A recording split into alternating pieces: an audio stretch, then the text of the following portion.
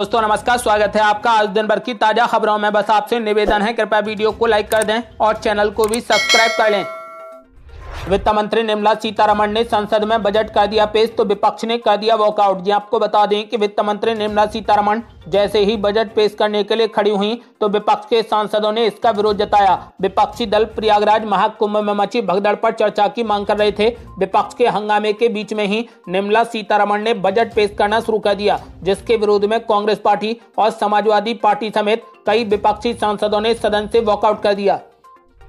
Budget में अग्निवीरों को सरकार ने दे दिया बड़ा तोहफा। अग्निवीरों के लिए सरकार ने बजट में कर दिया बड़ा ऐलान। जी आपको बता दें कि अग्निवीर स्कीम के तहत सेना में साल 2025-26 के बजट में 9,414 करोड़ रुपए आवंटित किए गए हैं। नेवी में अग्निवीरों के लिए 772 करोड़ रुपए दिए गए हैं और एयरफोर्स में अग्निवीर स्कीम के तहत भर्ती होने वाले लोगों के लिए 853 करोड़ रुपए जारी किए गए हैं। आपको बता दें कि तीनों ही क्षेत्रों के अग्निवीर स्कीम में अच्छी खासी बढ़ोतरी देखने को मिली है। इस बार बजट में मोदी सरकार ने मिडिल क्लास को दे दी बड़ी खुशखबरी। 1 लाख रुपए महीना कमाने वाले को नहीं देना होगा कोई भी टैक्स। जी आपको बता दें कि बजट में मिडिल क्लास को बड़ी राहत दी गई है। ITR की समय सीमा भी बढ़ा दी गई है, टैक्स पर भारी छूट दी है और बुजुर्गों को भी बड़ी खुशखबरी दी गई है। अब 1 लाख रुपए महीना कमाने वालों को कोई भी इनकम टैक्स नहीं देना होगा। सरकार ने इस बजट में टैक्स से छूट की लिमिट 5 लाख रुपए से बढ़ा दी है। 2023-24 में सरकार ने 7 लाख रुपए सालाना कमाने वालों को टैक्स से बाहर रखा था और अब यह लिमिट 12 लाख रुपए पर ईयर कर दी गई है। आपको बता दें कि अब 1 लाख रुपए महीना कमाने वाले को भी कोई भी टैक्स नहीं देना होगा। इस बार सरकार ने बजट में बुजुर्गों को भी दे दिया बड़ा तोहफा। छूट की लिमिट कर दी गई डबल। जो आपको बता दें कि अब बुजुर्गों के लिए छूट की लिमिट को डबल कर दिया गया है। अब सीनियर सिटीजन्स को 1 लाख रुपए तक कोई भी टैक्स नहीं देना होगा। पहले यह लिमिट मात्र 50,000 रुपए थी। बजट में किसानों को भी मिला बड़ा तोहफा। KCC से लेकर यूरिया तक किए गए बड़े ऐलान। जी आपको बता दें कि कृषि को बढ़ावा देने के मकसद से 4 नई योजनाओं की घोषणा की गई है तथा सब्सिडी वाले किसान क्रेडिट कार्ड यानी KCC से ऋण प्राप्त करने की सीमा को 5 लाख रुपए से बढ़ाकर अब 7 लाख रुपए कर दिया गया है। वित्त मंत्री ने साफ कहा कि उनका लक्ष्य देश भर में बेरोजगारी से लेकर फसल उत्पादकता बढ़ाने तक हर चीज को बढ़ावा देना है। इन योजनाओं का लाभ उत्तर प्रदेश के किसानों को भी होगा।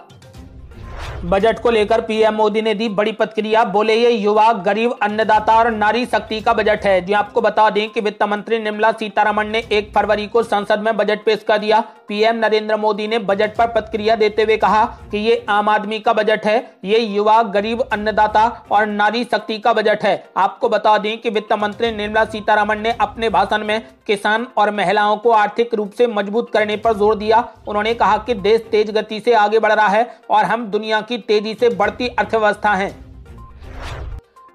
इस बार बजट में बिहार पर किया गया खास फोकस। बजट में 120 जगहों के लिए उड़ान स्कीम का भी किया गया ऐलान। जो आपको बता दें कि वित्त मंत्री निर्मला सीतारमण ने देश में 120 जगहों के लिए उड़ान स्कीम की बात कही। सरकार का लक्ष्य उड़ान स्कीम से 4 करोड़ नए यात्रियों को जोड़ने का है। इसके साथ ही बिहार में 3 नए ग्रीनफील्ड एयरपोर्ट खुलेंगे। ये पटना हवाई अड्डे की क्षमता के विस्तार के अतिरिक्त होंगे। पहाड़ी इलाकों में छोटे एयरपोर्ट और हेलीपैड बनाए जाएंगे। उड़ान स्कीम के तहत अगले 10 साल में नए 120 एयरपोर्ट बनाए जाएंगे।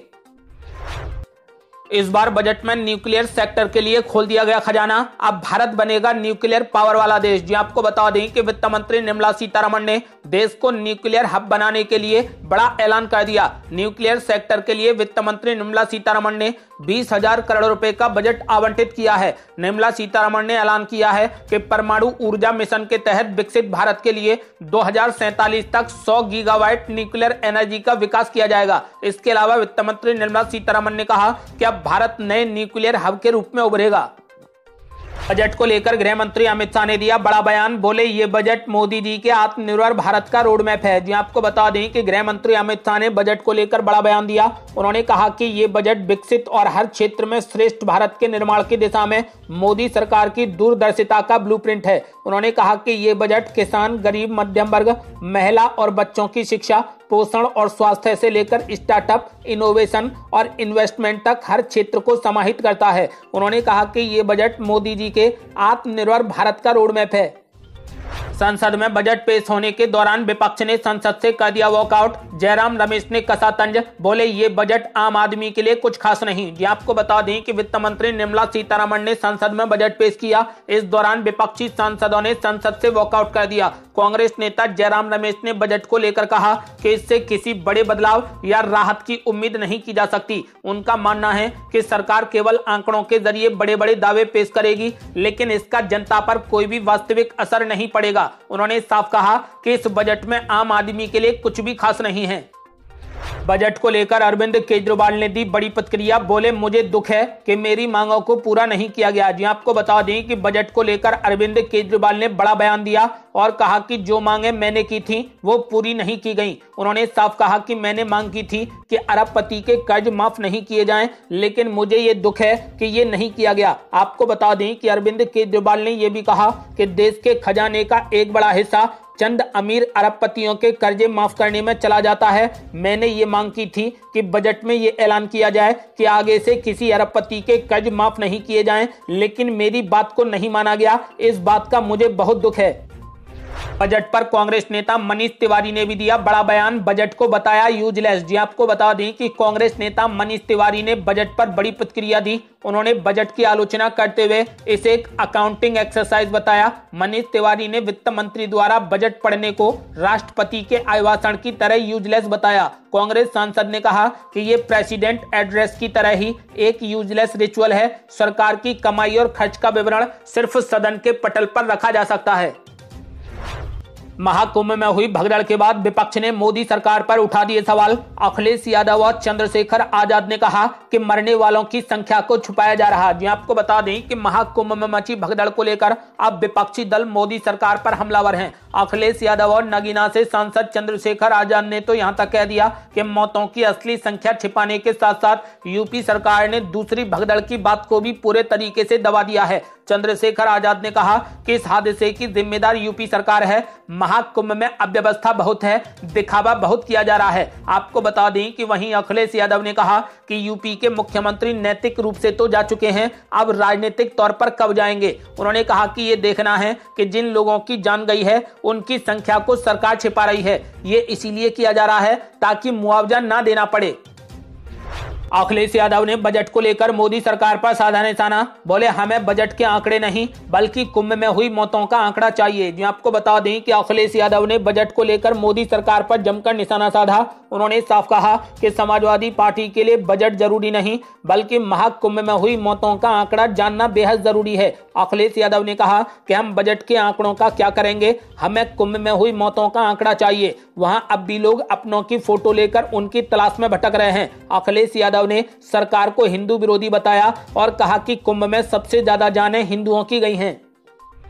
महाकुंभ में हुई घटना को लेकर पंडित धीरेन्द्र शास्त्री ने दिया बड़ा बयान, बोले वे मरे नहीं बल्कि मोक्ष पा गए। जी आपको बता दें कि धीरेन्द्र शास्त्री ने महाकुंभ भगदड़ को लेकर कहा कि महाकुंभ में हुई ये घटना बेहद निंदनीय है। उन्होंने कहा कि लेकिन मैं एक बात कहूं, ये महाप्रयाग है, यहाँ मरा कोई नहीं। हाँ, असमय चले गए तो दुख तो है, लेकिन जाना तो एक दिन सबको है। कोई पहले चला गया, कोई बाद में जाएगा। यहाँ जो मरे हैं उनकी मृत्यु नहीं हुई बल्कि उनको मोक्ष मिला है।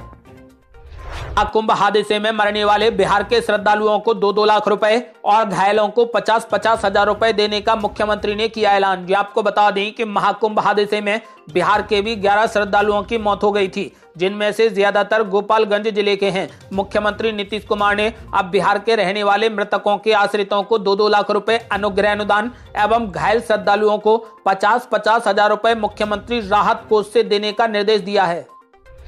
गृह मंत्री अमित शाह ने दिल्ली में की बड़ी रैली, दिल्ली की जनता से कर दिया बड़ा वादा, बोले चुन चुनकर बांग्लादेशी रोहिंग्यों को निकालेंगे दिल्ली से बाहर। जी आपको बता दें कि गृह मंत्री अमित शाह ने दिल्ली में जबरदस्त रैली को संबोधित किया। इस दौरान उन्होंने आम आदमी पार्टी और केजरीवाल पर जमकर निशाना साधा। उन्होंने आम आदमी पार्टी सरकार पर भ्रष्टाचार, वादा खिलाफी और दिल्ली की जनता के साथ धोखा करने के गंभीर आरोप लगाए। गृह मंत्री अमित शाह ने साफ कहा कि आम आदमी पार्टी सरकार ने दिल्ली को कूड़ेदान में तब्दील कर दिया है। अमित शाह ने आरोप लगाया कि यमुना नदी की सफाई के लिए आवंटित धनराशि भ्रष्टाचार की भेंट चढ़ गई है, जिसके कारण नदी का पानी बहुत प्रदूषित हो गया है। उन्होंने ये भी कहा कि बारिश के दौरान दिल्ली में जल भराव के कारण कई लोगों की मृत्यु हुई, जिसके लिए उन्होंने केजरीवाल की सरकार की अव्यवस्था को जिम्मेदार ठहराया। अमित शाह ने रैली में साफ कहा कि 8 फरवरी को सरकार बदलेगी, उसके बाद सारे बांग्लादेशियों और रोहिंग्यों को हम चुन चुन कर बाहर निकालेंगे। आज के लिए बस इतना ही। कल फिर जुड़ते हैं कुछ बड़ी खबरों के साथ।